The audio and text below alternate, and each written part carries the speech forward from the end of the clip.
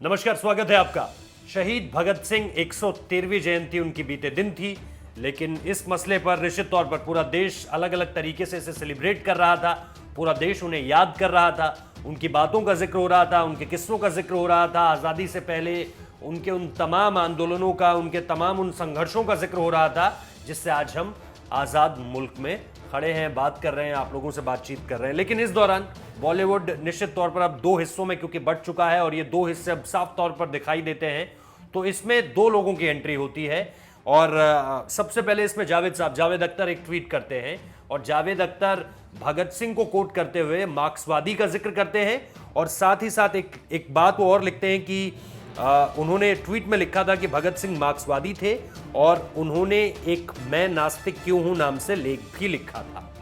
तो ये सारी की सारी चीजें, अब इसमें दो बातें हैं। एक, उन्होंने मार्क्सवादी शब्द का जिक्र किया भगत सिंह को कोट करते हुए। दूसरा ये कहा कि भगत सिंह ने एक लेख लिखा था कि मैं नास्तिक क्यों हूं, यानी एथिस्ट क्यों हूं। जावेद अख्तर भी खुद को एथिस्ट ही मानते हैं, नास्तिक ही मानते हैं।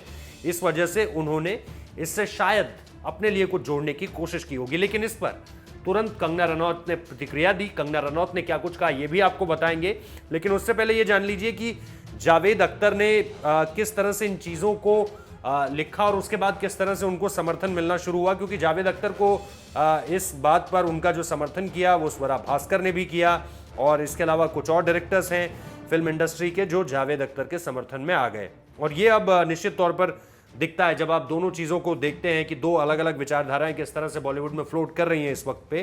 तो उसमें फिल्म मेकर प्रतीश नंदी का भी नाम है, जिन्होंने जावेद अख्तर के पक्ष में अगेन ट्वीट किया और जो उन्होंने लिखा वो लिखा कि अर्बन नक्सल आज यही शब्द है, भगत सिंह के लिए इस्तेमाल किए जाते हैं। इसके अलावा कई लोगों ने, हालांकि कंगना रनौत का भी साथ दिया। लेकिन अब ट्वीट्स का जिक्र करते हैं कि कंगना ने क्या कुछ लिखा था। कंगना ने लिखा ट्वीट कर कि I also wonder if Bhagat Singh was alive would be rebel against the government chosen by his own people by a democratic process or will be support them। उसके बाद भी उन्होंने और बातें लिखी हैं।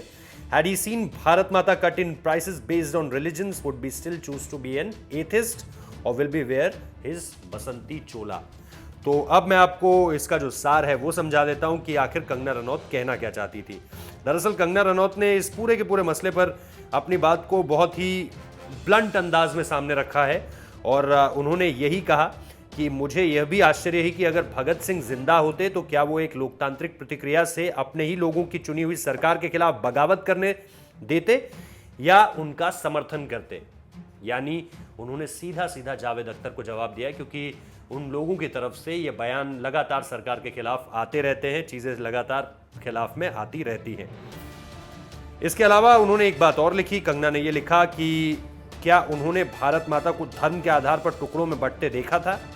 क्या वह अब भी नास्तिक मानेंगे या वह अपना बसंती चोला पहनेंगे? इसका मतलब ये था कि जो एथिस्ट वाला जो लेख है जिसपे ये है कि ईश्वर को लेकर जो बातचीत है उसको लेकर के कहीं ना कहीं कंडेम करने की कोशिश की है कंगना रनौत ने। कुल मिलाकर ये जो दो गुट हैं बॉलीवुड में अब जो बन गए हैं, जिसपे एक तरफ मार्क्सवादी विचारधारा से जोड़ते हैं भगत सिंह का नाम जावेद अख्तर और उसके साथ साथ एक लेख का भी जिक्र करते हैं और कंगना रनौत इसे कंडेम करने की कोशिश करती हैं।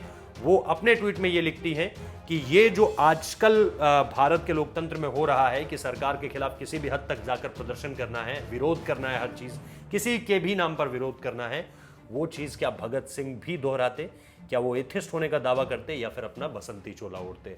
तो कुल मिलाकर ये दो अलग अलग विचारधाराएं हैं और ये विचारधाराएं बॉलीवुड की है।